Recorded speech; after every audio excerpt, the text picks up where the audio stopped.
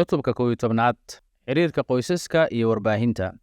Sharafta dhibanayaasha iyo qoysaskooda waa in la ilaaliyaa iyadoo macluumaadka shakhsiyadeed si ku habboon loo maareynayo, qoysaskana si sax ah oo joogto ah looga qayb gelinayo, iyo sidoo kale xiriirka bulshada guud.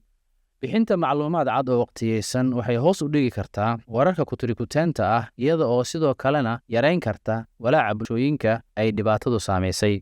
Tani waa sababta ay tahay in sida ugu dhaqsaha badan loo sameeyo xarun macluumaad si ehelada loola socodsiiyo dadaalka raadinta iyo soo helidda.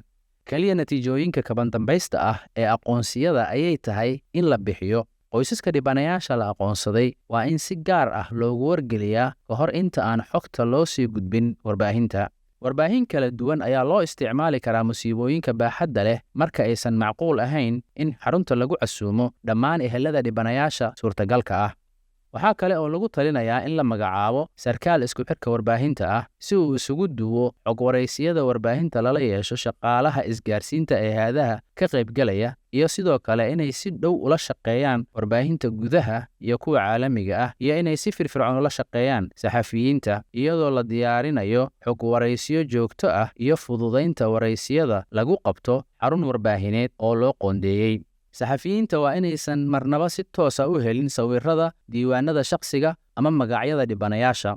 Waa muhiim in liiska dadka la la'yahay, kuwa la xaqiijiyey inay dhinteen, iyo kuwa badbaaday si midaysan oo la cusboonaysiiyey loo xafido, iyo in bulshada guud lala socodsiiyo horumarka howlgalka iyadoo la ixtiraamayo xuquuqda gaarka ah ee qoysaska ay dhibaatadu saamaysay.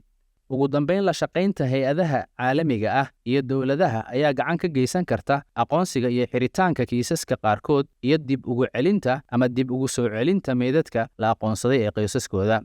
Annagoo raacayna dhammaan tallaabooyinka maaraynta meydadka musiibooyinka kadib ee buug-gacmeedka loogu talagalay goobta, waxaan xaqiijin karnaa sharafta iyo maaraynta xirfadda ku salaysan ee meydadka, innagoo taageero, ixtiraam iyo naxariis ay ku dheehan tahay u fidin karna qoysaska iyo bulshooyinka ay waxyeelladu saamaysay.